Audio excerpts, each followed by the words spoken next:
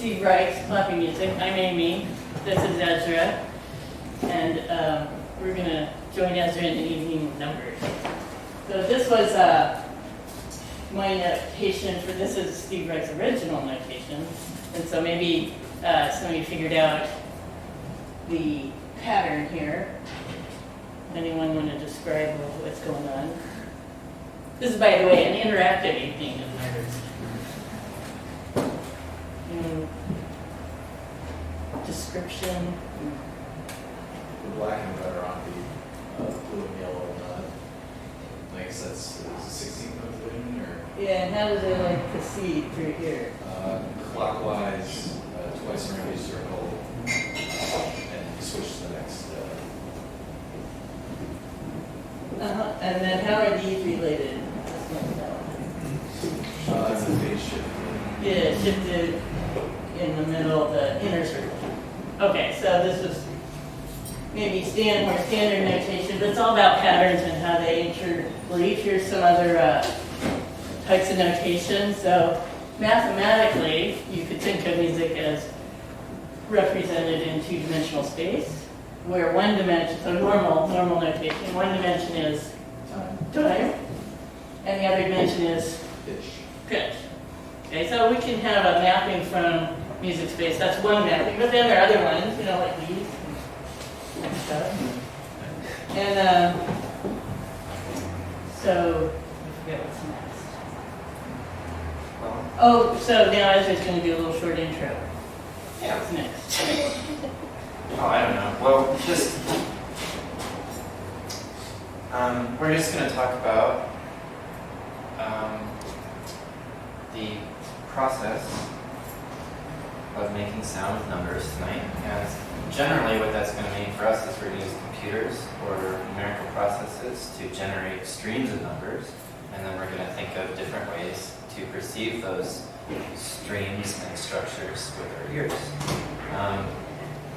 In music or in sound art, the generation of a structure in time is called different things depending on the time scale. If the time scale is real short and the numbers are perceived on the level of pitch, then we call it synthesis. And if the time scale is larger and we can sort of hear the individual events happening, then we think of that as algorithmic composition or something. But they really can potentially be the same thing. And that same process of generating structures in time with the computer is also used by applied mathematicians. We call it numerical modeling. So it's interesting to us that there's basically the same thing happening in two different disciplines. And we just want to talk about how those two disciplines use the computer and the numerical structure and how they might form each other. So, yeah. So one of the mathematical terms we use to describe structures that evolve through time, so it means that we thought like it's a structure that could evolve through time, one way to think of it, is the field of dynamical systems. So here's your first definition. A dynamical system is a function, we'll call it f, and a bunch of inputs and outputs to that function. Sometimes we call that the space or measure space. For example, our function could be f of x is 2x, that's a function, you just double it. And the inputs could be all real numbers or set of integers that would correspond to keys on the keyboard. So few more words so we can talk about things. An orbit in this context, in the context of dynamical systems, is an initial input, we'll call it x0 for initial, and then it's iterates, which means you plug in x0 to f, you get x1, you plug in x1 to f, you get x2, you plug in x2 to f, you get x3. So these numbers, x0, x1, x2, x3, and so on forever, is called the orbit of x0 under f. And we're interested in what patterns those make. So that may be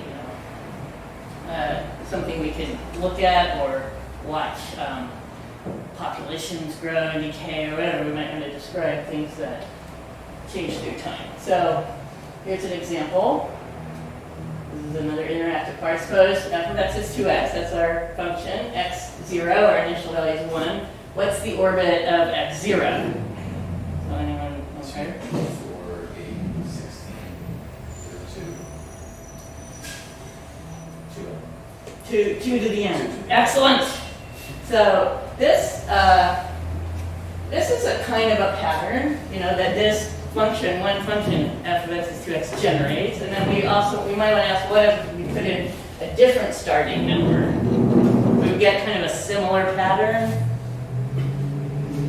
Pretty much. I mean, it would double, that would double, that would double, it would kind of grow, okay? And so we like to look at the different patterns you can get, the different orbits from a given function. And then we're also going to, in a little bit, we're going to take functions that are related to each other and see how the relatives generate different patterns. And that's really the beautiful thing about dynamics. So here's our first quiz. So these are 4 functions, and you have to match them to their orbits. Now, all the orbits started close to point 2.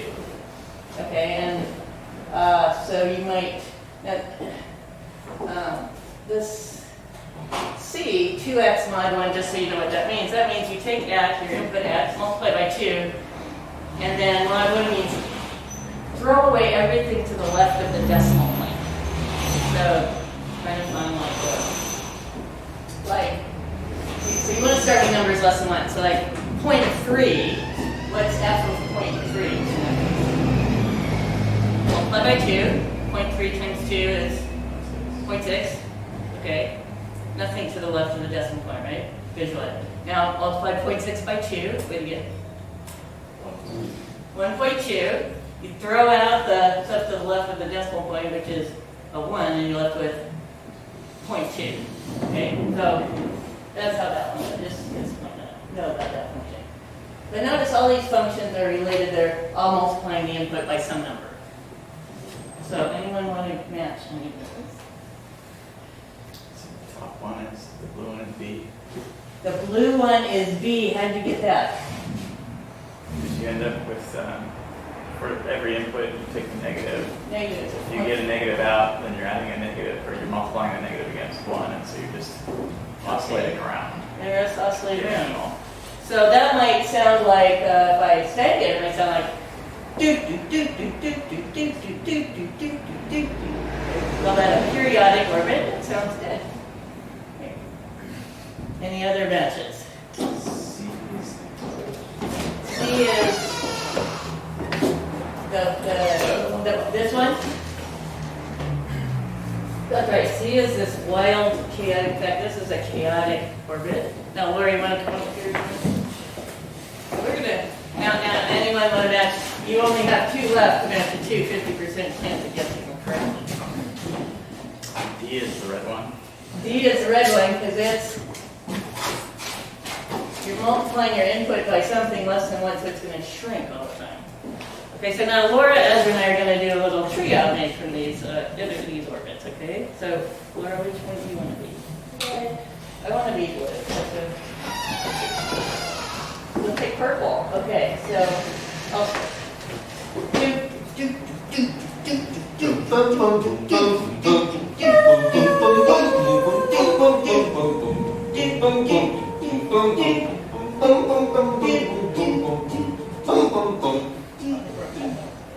Do you get it? So that's how it went way. Now we've turned numbers into music already for you. Thank you, Laura.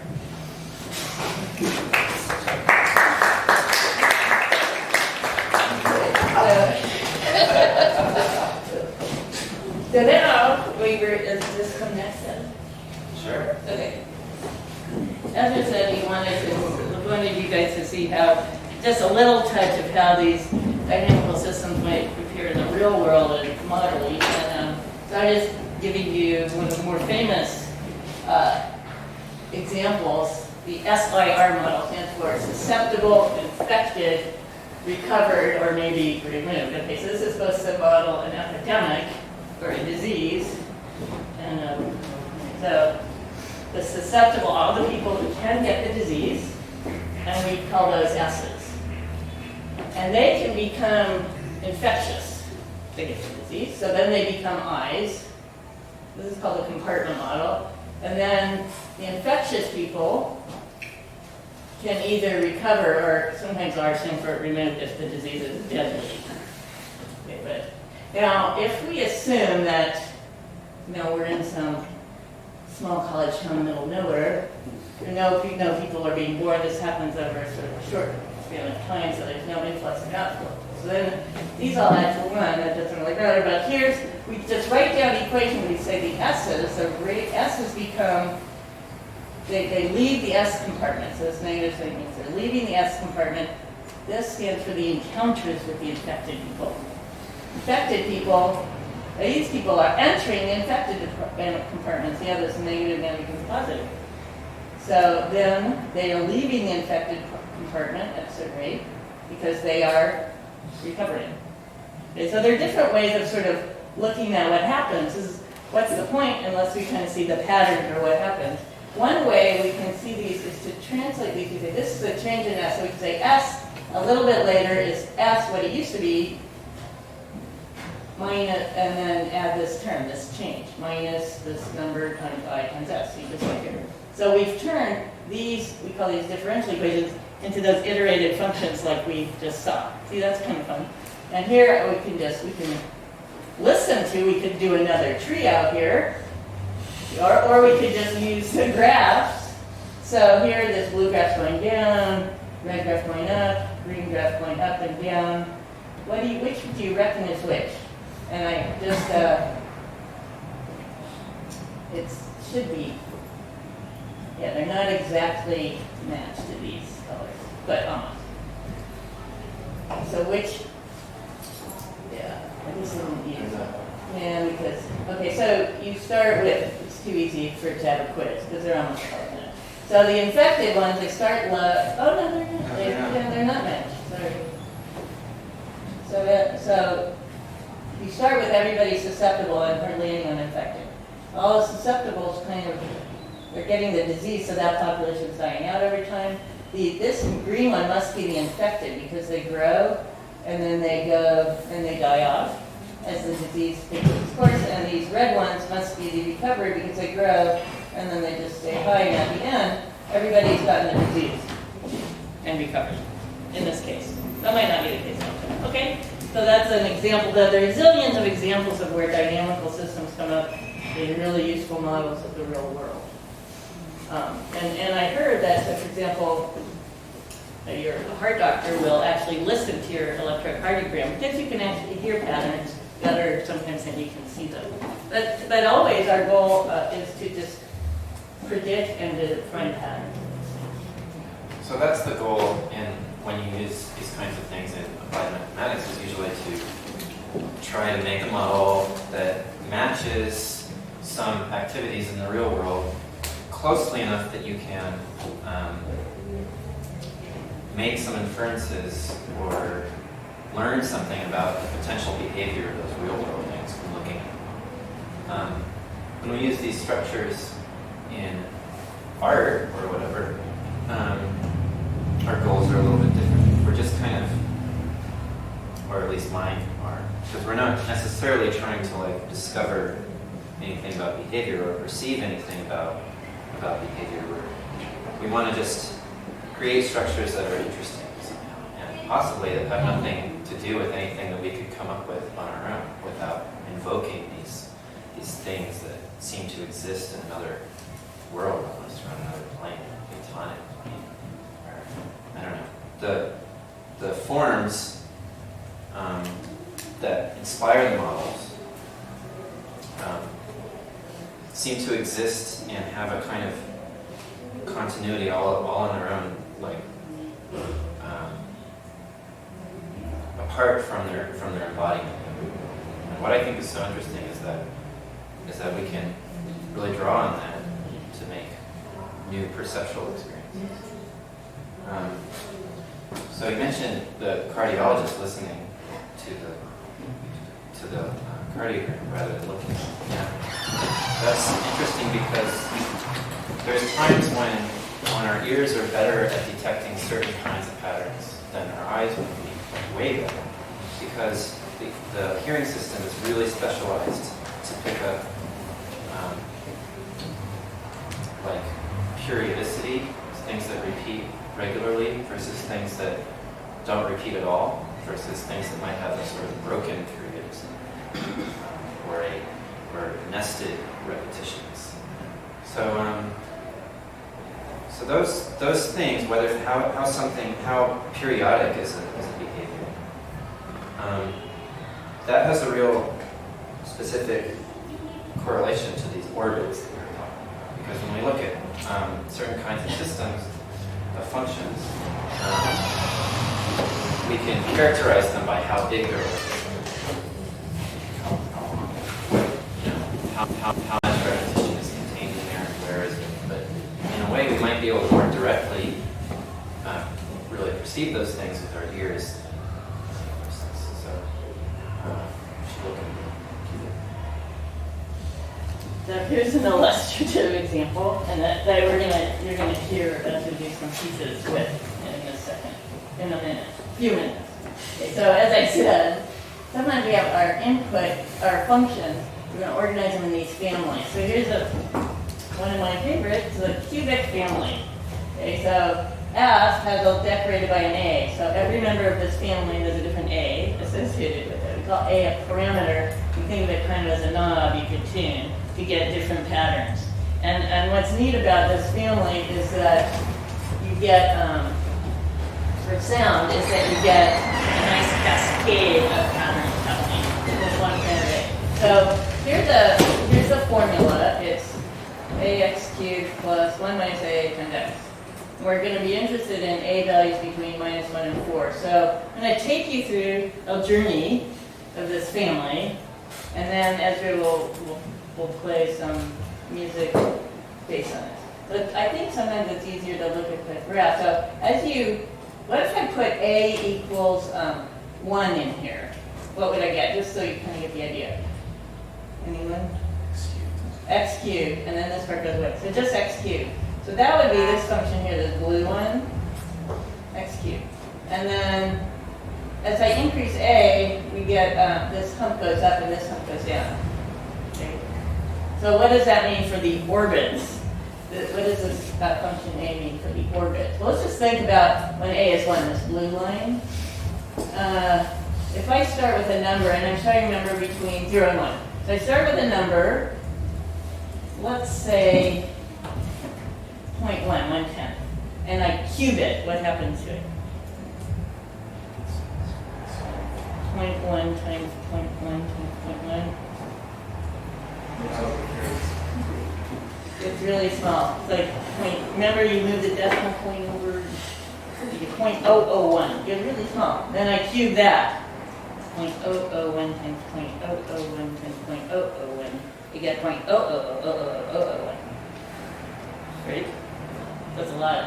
So these orbits would all look like they start somewhere and they get smaller and go to 0. Okay, so I think that's what's on the next slide. Well, okay, here we have a is some negative number. Negative numbers. Now notice that I have the curved line, that's the graph of the function, and this diagonal. So this is a kind of cool thing you can do to find orbits. It's called a cobweb map. You start at your number, let's say we start at 0.8. We find the value of the function, we go up to the blue graph.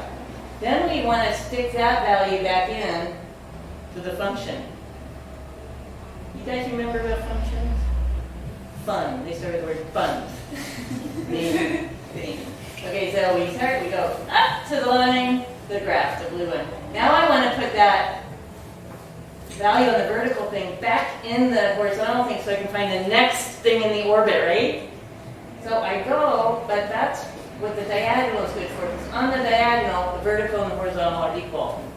So this is kind of a cool geometric way of finding orbits. You go vertically up to the graph of your function, then horizontal to the diagonal, vertical to the graph, horizontal, and so you get these little steps. But you can see that this orbit starts at 0.8, climbs up, and it's going up to 1.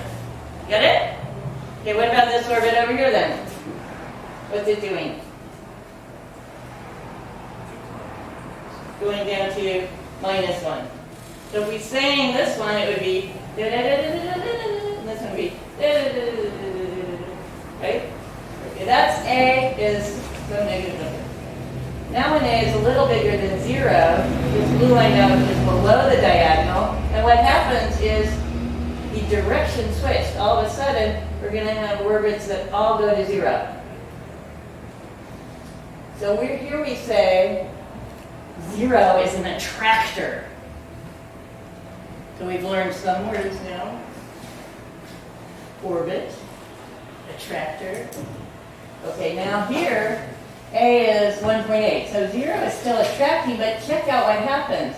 Now this blue line, the graph goes below, goes negative. I'm starting at, say, 0.2. Goes negative, goes over to here to a negative number, then back up to a positive number, and down to a negative number, up to a positive, down to a negative, up to a negative, and zooms in onto 0. What would that sound like, anyone? Laura?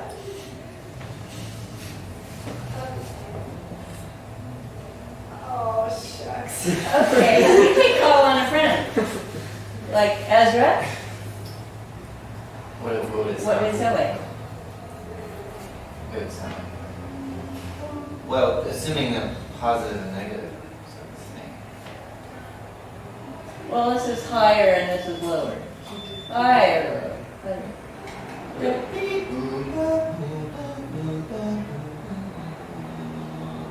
Get it? You're going to have to listen to these later. Okay. All right. Now we increase A, so we're just going through our family with A increasing. Something drastic happens as A goes past 2. What happens? 0 now, because 0 was always attracting before, now we go down to the graph, remember, over the diagonal, down to the graph, over the diagonal, up to the graph, over the, and we just stay in this rectangular box. We don't go towards 0 anymore. So what's this going to sound like? This is going to sound like beep, beep, beep, beep, beep, beep, beep, beep, beep. This is going to give you a period 2 thing. Just by changing that knob A. Okay, keep increasing A. Now we're going to have, and you'll hear these in a second. A is now 2.7, and this orbit is going back and forth, but not really settling down every other time or every 4 times to nothing. This looks a little crazy, although there's some order in there, right? Keep increasing A. Now we have sort of 2 things. If I start on the positive one, I do one kind of window thing. The negative one, I do another. So you've seen fixed points, periods. We don't need to know all these words, but it's kind of fun. So we call, this is a good word though, bifurcation. A bifurcation is when something drastic happens. So we saw a bifurcation happen at 2. And I'm going to show you a picture of the whole deal in a second. Oh, I meant to take those out. Okay, now we keep going. Now we're above 3. And now we have this double window, which means we're going to go dee, dee, dee, dee, dee, dee, dee, dee, the period 4. We had a fixed point, period 2, period 2, period 2, period 4. Now we have higher periods. What do you think that period is? We should say here that in this case the period means how many points does the function visit before it repeats itself. Right. How many numbers in the pattern, repeating pattern? Hard to say, right? Hard to say. It does come back to itself, but it's hard to say. Now what about this? 3 points. Now this one orbit is going everywhere. So we say this is in the chaotic regime. Goes everywhere. It's not random, but if you looked at these numbers, they would look really random. And then we see a funny thing, right at 3.7026. We see this shape. What period is this? Oh, it is right there. Period 3. Period 3. Weird. We saw period 2, 4, 8, then chaos, then a period 3. Increase the print a little bit, we get back to chaos. At 4 we have total chaos. Just going everywhere. Okay? We can put this whole thing together in one picture which we call the bifurcation diagram. Now this is really fun. This is like a score. It could be. Let's see. So here on this axis we have A, our parameter. On this axis we have the x value. So remember when A was between 1 and 2, everything went to 0. So this just shows the long-term behavior. Remember, everything got sucked to 0. So we just took 0 for all these A values. At 2, what happens?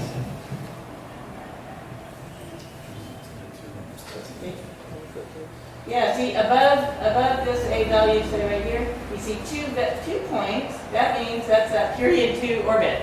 There's a period 2 orbit. So you increase A more, you hear a period 2 orbit, but the nodes would be farther apart. And then at 3, what happens? Now we have 1, 2, 3, period 4 orbit. See how this diagram reads? It's kind of cool. Now you keep increasing A, these period, we call these period doublings, period 4, period 8, they pile up, and everything gets wilder. It's kind of a nice, if I made this higher resolution, you'd see cool curves going through here. Right here is that period 3 window. So there's a theorem in math that period 3 implies chaos. That's because if you have a period 3, you have also orbits of all other periods. Kind of interesting theorem. Okay, so now let's remember this. We're going to listen to it. Okay? Now remember this? We'll come back to it. So I'm just going to do the mellow. First we're gonna hear it on what Ezra called the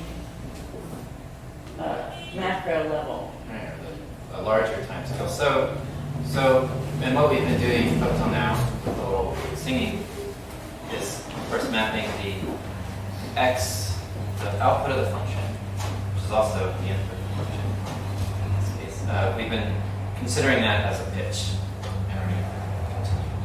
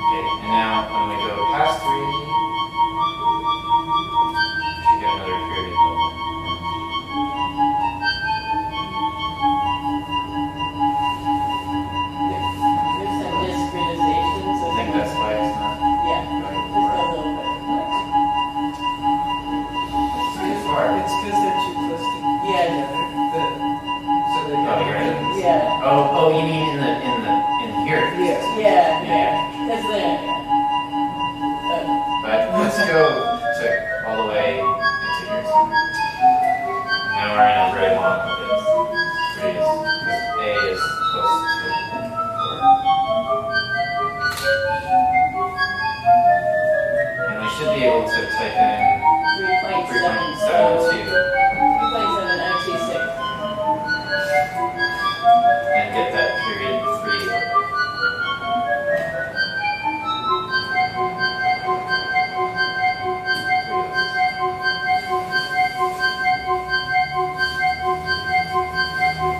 What did you say about 3 contains like a little bit of all the periods or something like that?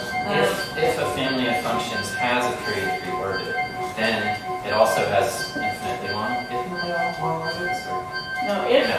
not just the family, that particular function. So Oh, right. when this guy, if that function has a period 3 orbit, and if it's a function that looks, that's continuous, that's all, meaning, it's just nice, it doesn't have holes in it. If it has a period 3 orbit, it has orbits of all other periods. Why don't we hear them? Because things aren't getting sucked to them. The period 3 is the attracting one, so everything's getting sucked to the period 3, but they're actually the period 1, 2, 4, 5, 6, all those are there also. They're still there. Like we started exactly on the right number, we're there, yeah. Does that mean, Yeah. is it the sum of all the even and odd harmonics? That's right. You would, if you started at all the right spots, you'd get all the even and odd harmonics together and be like, yeah. But those orbits might only exist with very specific initial conditions, right? That Right. we might not even be able to get in a computer because we have, numerical resolution. But for example, even with this one, with the period 3, if we started at 0, we would just stay at 0. It would say that fixed point's still there, it's just not attracting anything. So we don't, if we start at a random spot, we don't hear it. Yeah, but isn't that a cool theorem? It's just like kind of a miracle. It's called Sarkovsky's theorem, after a guy named Sarkovsky. Yeah. But, yeah. If it's just a little bit different, what does it do? If it's just off from 3.7. Like 3.7 Like if there's a or one, yeah. Then like you. Right, that was what we were hearing. We'll hear it with us. So as we look at the bifurcation diagram. Right. This window, real tiny. Yeah. This one. And in fact, you can't really see because I didn't. So you have to, run a lot of.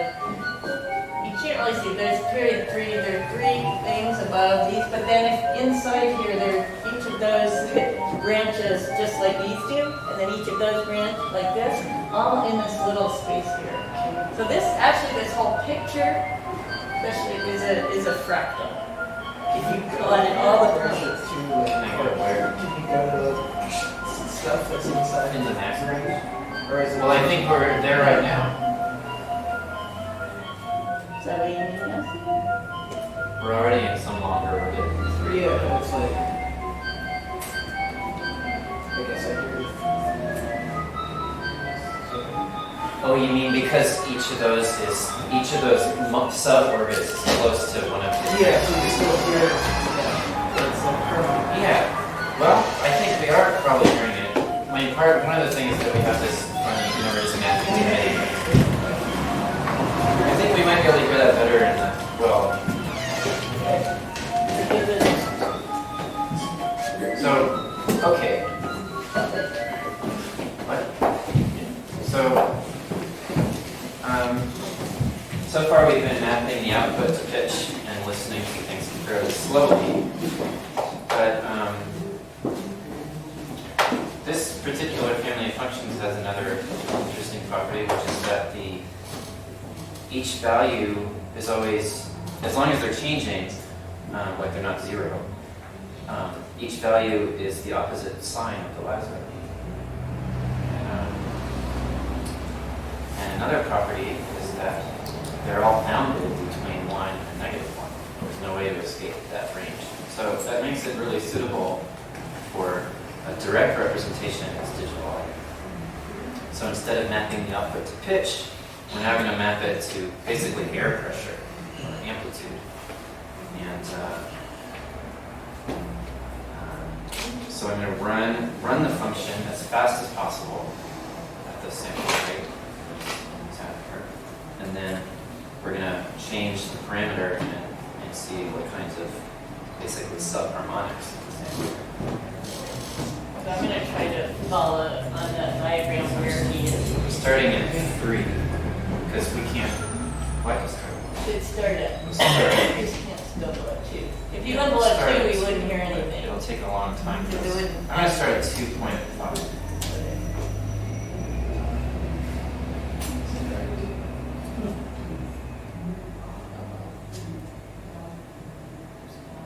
Oh, you just can't hear anything because that's 2. If it's oscillating just a little bit, see this is amplitude, you don't hear anything. Okay.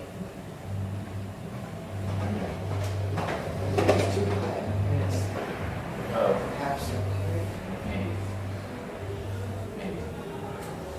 Yeah, now we're in.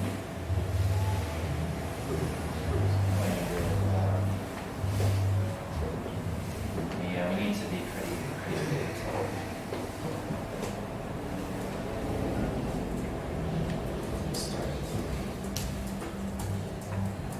Yeah, we need to hear a pretty long one.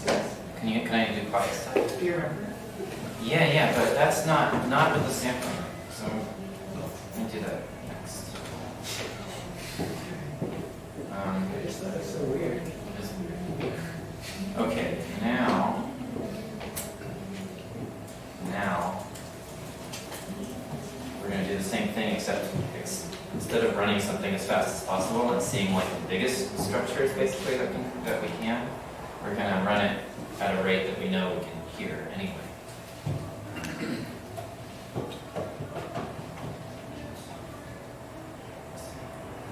So here's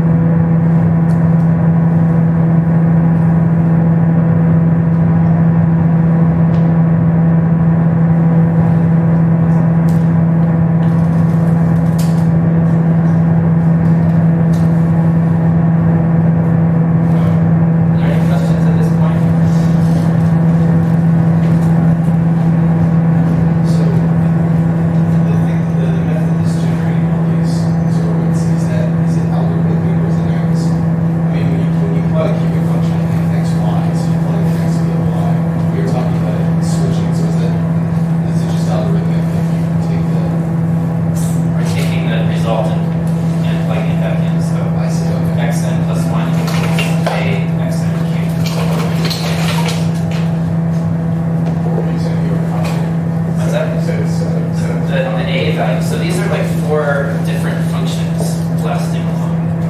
And they have different values of A. And so these things that say, well, I was just, this program can have them all different A values, so they have different orbits, or you can store different A values and copy them. So that you can try to coerce them to have the same. Or they don't know exactly how to start. Switching the conditions.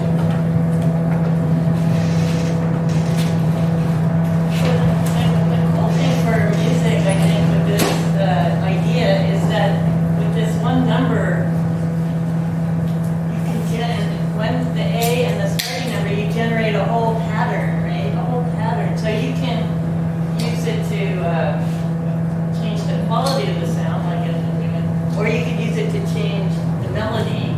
And so that's something that we've also done. It's like you play along and then it's accompanying you and you do something that changes A, that changes the pattern. And we'll kind of do stuff like that later with the so you can interact, you can use these as gestural controls. This one A value is kind of cool. Right?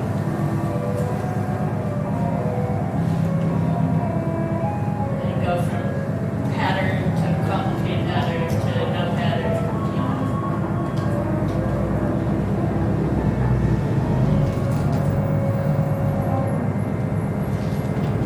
Yeah. Are there any other questions right now? Yeah. So how are you mapping the output of the functions to frequencies? To what? How are you mapping the function output to the frequency? We're not mapping anything. We're just listening to the. We're mapping it to the position of the speaker. But are we going from like -1 to 1? Yeah, because it's like -1 is the speaker pulled all the way back, and +1 is the speaker pushed all the way forward. And we're changing that really rapidly, so we hear it as a pitch instead of bouncing around between pitches. But In other words, we're mapping to amplitude instead of pitch, and we're doing it really, really fast. Yeah. But in the bouncing one, how are you mapping that? Well, that was just putting the axis between -1 and 1, and that's just being multiplied to get a range of MIDI notes. So it's just being mapped from -1 to 1 to like 32. I got Right, you. so this, you can't see it probably, but it takes the numbers, oops, I'm in the wrong place. Oh, that's. So like a range of octaves at some point. Yeah, Yes, just, I don't know, 3 or 4 octaves or something. where did I go? If it was fully extruded. You said you're using functions that are restricted to the output being. This particular function that we've been talking about, the cubic, It just is like that. You don't have to like. it just is. Okay. That's what's interesting. Is I mean, there there's a a name lot for of, that? but for that quality, is there a name for that Is quality? that a family of? Yeah, so that Functions. cubic, I don't know. What he means, is there a special word for if you just take the interval -1 to 1 and map it to itself? Is that what you mean? Map it to itself. I mean, But. yeah, you always get numbers between -1 and 1. There's not really a, Well, it maps that range to itself. yeah. So, But is there a name for the function, for the family? For that classic function. I just was thinking, yeah. Yeah, that's this one. yeah, okay, so we call this this is a family function, it's called a full family. If, when you get up to A equals 4, that one number is going to A equals 4, it maps the interval -1 to 1 exactly onto the interval -1 to 1. So the word for that's a full family. And this function, But right, never goes out. f sub A of x, that function up there is the one we've been listening to, both with the pitches bouncing and with this straight up oscillator interpretation. And kind of the reason we're using this, there's a lot of ways to make a chaotic oscillator. What I think is so neat about this is that it's like just incredibly simple. It's like you don't have to like formulate it in terms of a bunch of variables with differential equations. It's just one variable, one parameter, and all this stuff happens. It might not be the most interesting as an oscillator, but it's pretty neat. Yeah. Yeah, this is just mapping it. This one. Yeah. The other one is. So, probably.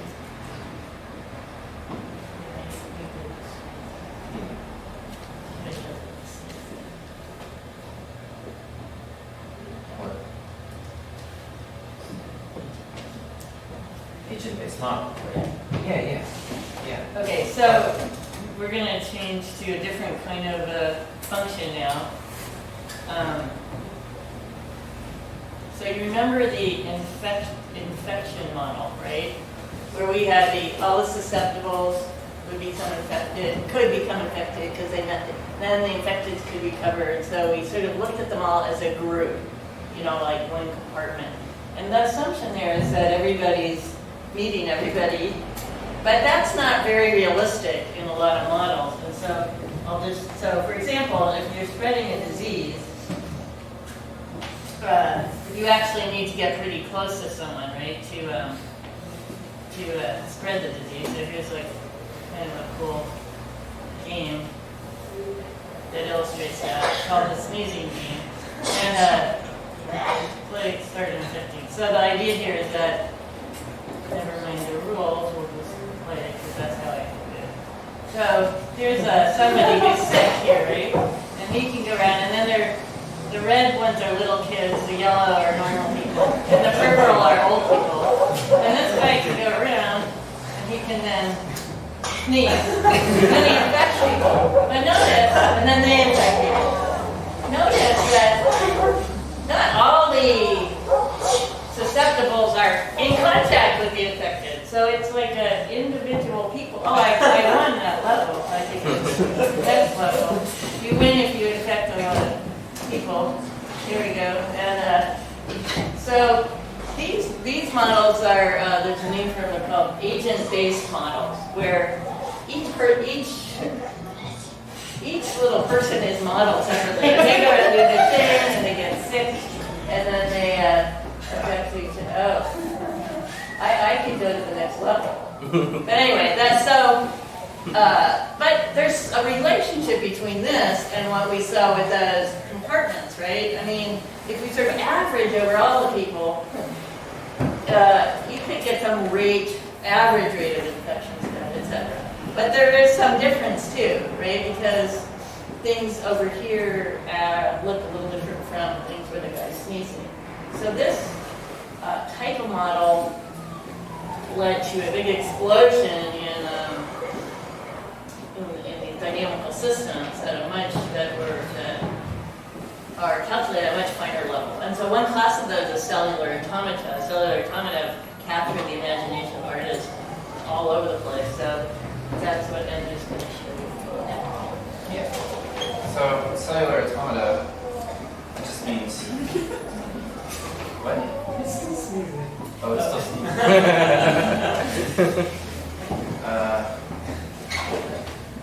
That's this very simple formulation where you look at some grid or plane or a grid of cells.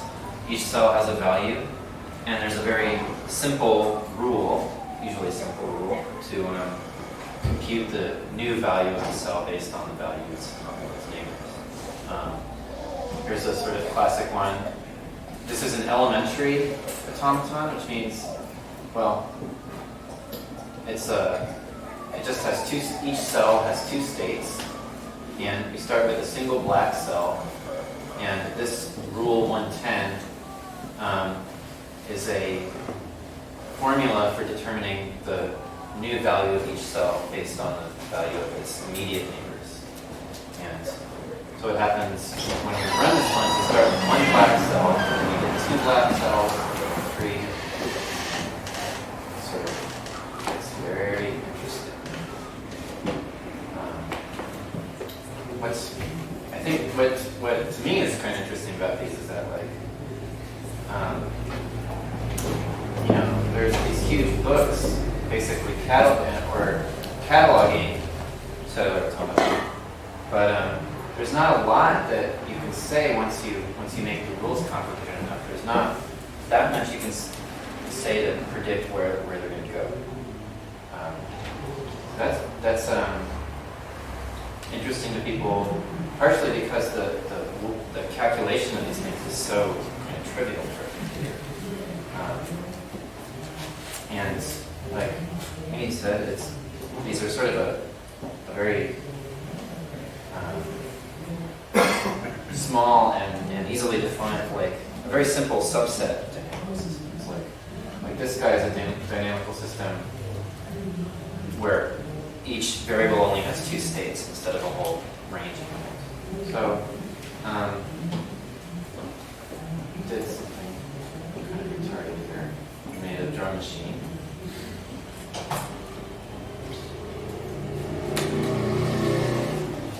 Now listen to this.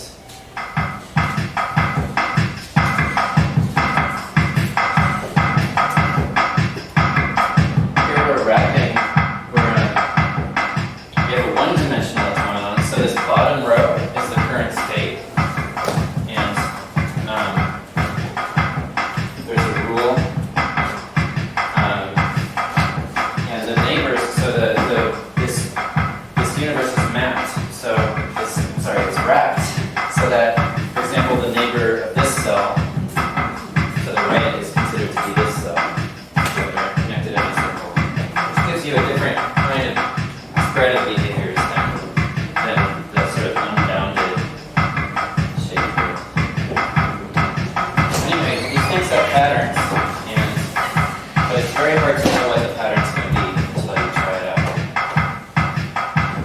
And I think a rhythmic interpretation is interesting because that sort of lets us, I don't know, the way we perceive rhythms is kind of as nested patterns, and you can hear shiftings between.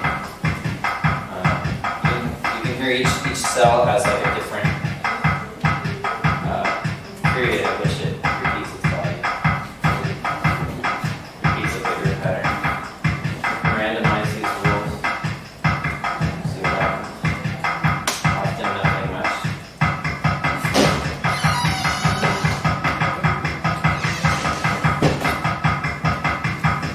So what kind of rule are you using to generate this?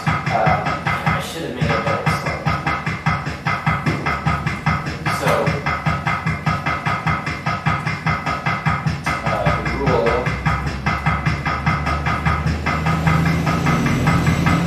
Let's go back to the rule.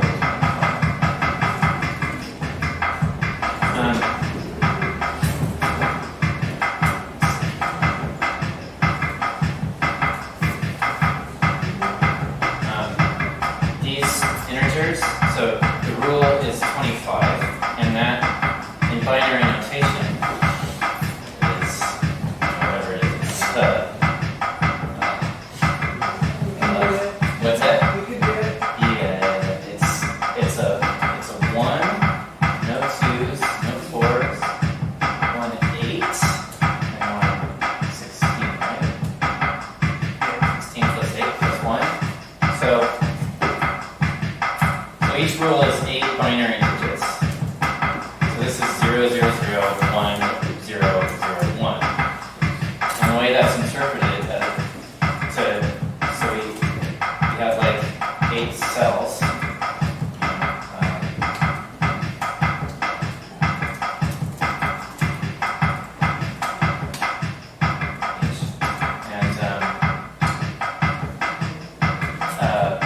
The rule means so that the first place, the left neighbor is in. Okay, so you look at the.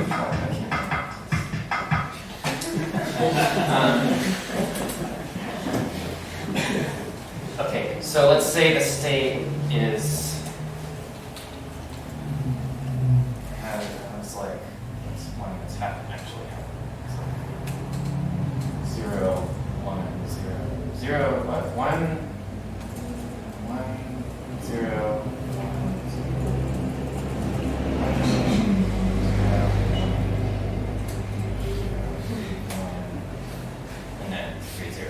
that's a state that we're seeing a bunch of. And the way we interpret the rule to get the next state is, okay, let's just take let's take the first, cell. Its rightmost neighbor is a 0, and so we take a 0. I don't know how to explain this very well. But yeah, it doesn't matter. Will 3 cells contribute to whether it's gonna be on or off, right? The 2 neighbors in itself. Right. And then, so each of them can be on and off, or alive or dead or whatever.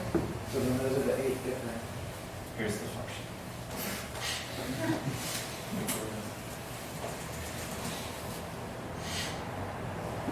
Maybe that means something new. But anyway, each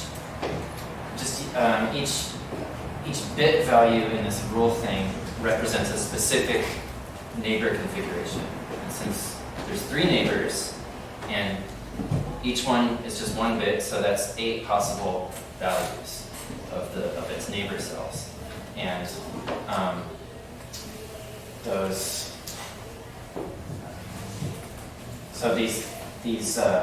these 8 bits in the rule pattern are the outcome, the new value of the cell for each of those possible neighbor cell configurations. Does that make any sense at all? What are your arguments putting in? What's that? What are your arguments putting in? To this function? Yeah. Well, The 3 values, but yeah. which ones just? Well, so like one row of this, the bottom row is the current state, is the current set of values. But you're just calculating on like just one value at a time. Yes. And then- So this code says for each of those values, you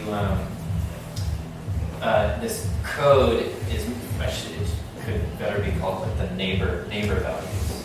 So which includes itself, like itself its own neighbor, and then there's 2 other neighbors. So there's like 3 values that go into calculating the new value. So that's an elementary automaton, and you see a lot of discussions of these in the literature. And there's even these famous rules of 110, which is just the integer representation of that binary code. This one happens to be 25. Okay. That's an elementary automaton. There's a lot of other kinds of automata. They don't have to be binary. They could have multiple states, like you see these cool pictures. Or this guy has, I don't know, 4 or something different values. This is also in 2 dimensions, so each whole picture is 1 state instead of each row in that previous graph. And here's another kind of funky twist to the automaton, which is instead of having binary values, we're going to consider each cell to have a continuous range of values that are possible. And then the rule for determining the new value is just this completely arbitrary transfer function between its neighbor values and its new value. And what that is really what we've done is make a dynamical system. Drum machine. It's like this.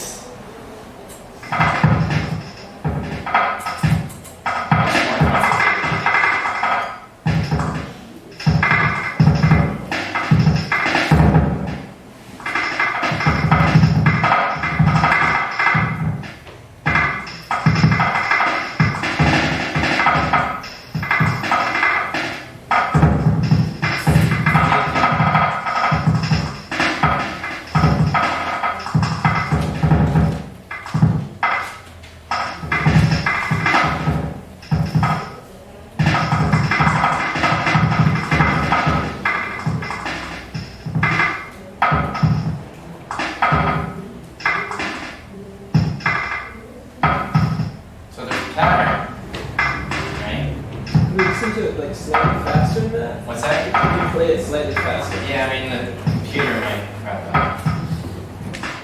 Yeah, we can do this.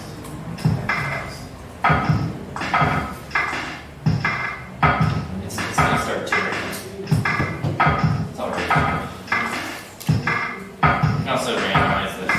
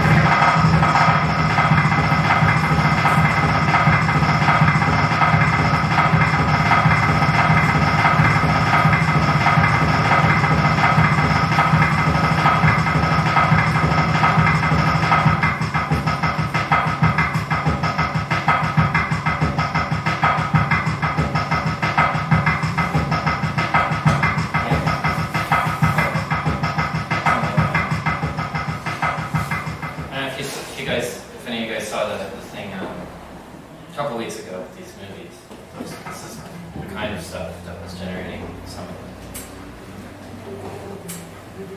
Ezra, could you say, maybe you already said this, but recap what the colors and the gradations that we're seeing, how they correspond to what we're hearing? Yeah, these guys, how do they correspond to what we're hearing? Yeah. Well, this flavor of automaton has a value range from -1 to 1, and the black ones are 0, the white ones are 1, and the red ones are -1. And let's get it. This one's all positive.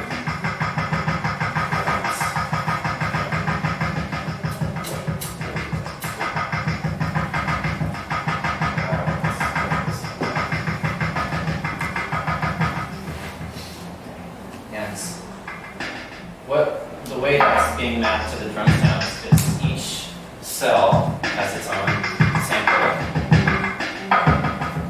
The brightness of the color, or the absolute value of the variable, is mapped to amplitude, and the negative ones are playing 1 octave lower than the positive ones. So,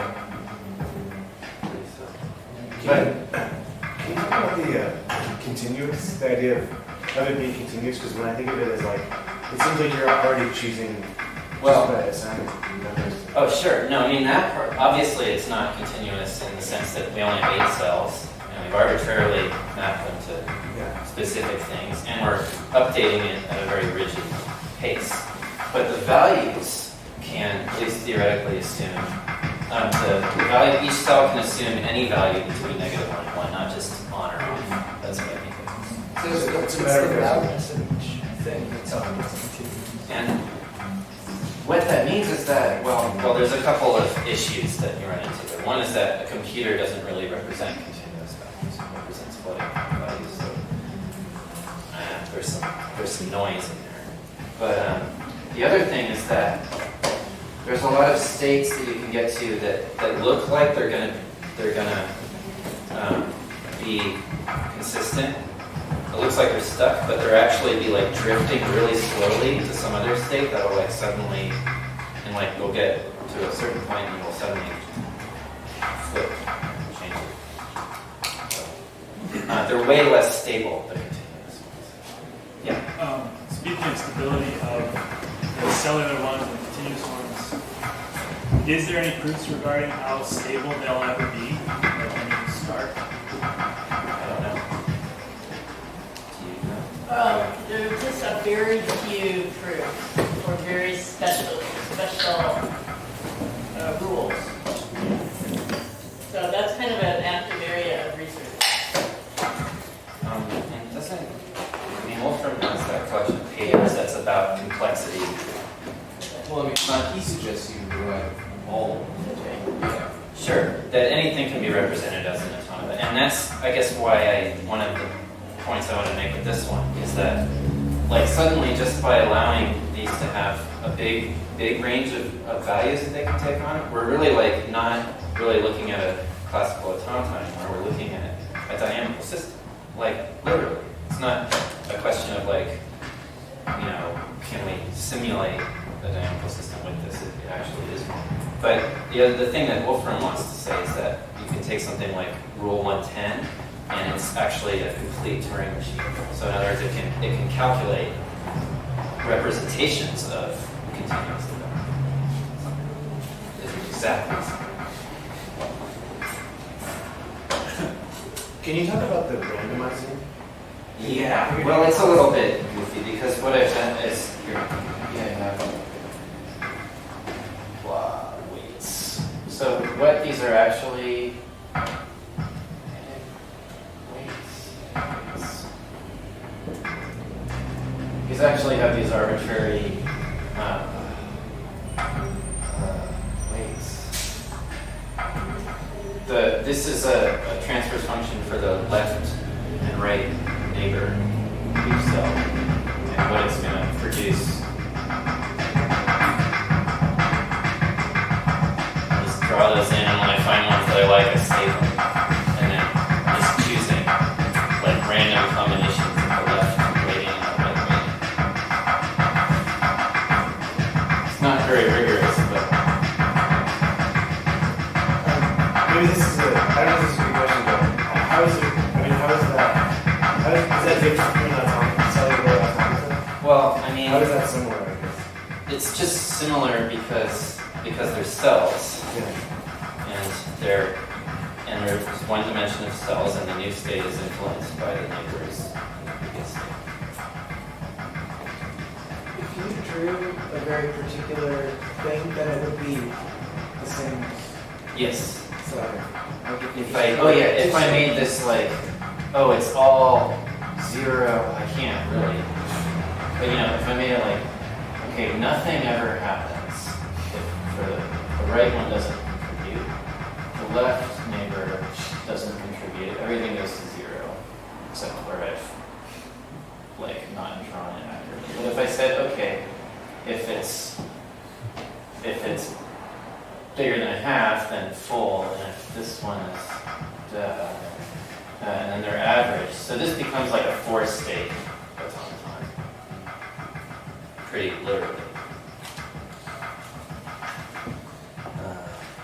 So that's what I just thought. You know, I've been looking at automata, and I'm like, okay, you got this number of states, this number of states. I don't want to program n numbers of states, so I'll just make a float value.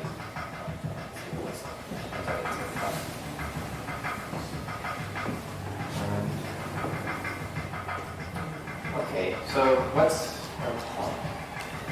What? That was sort of social.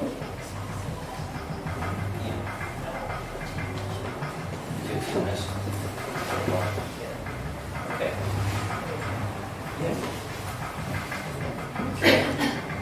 Any other questions? Yeah. Any other questions? Okay.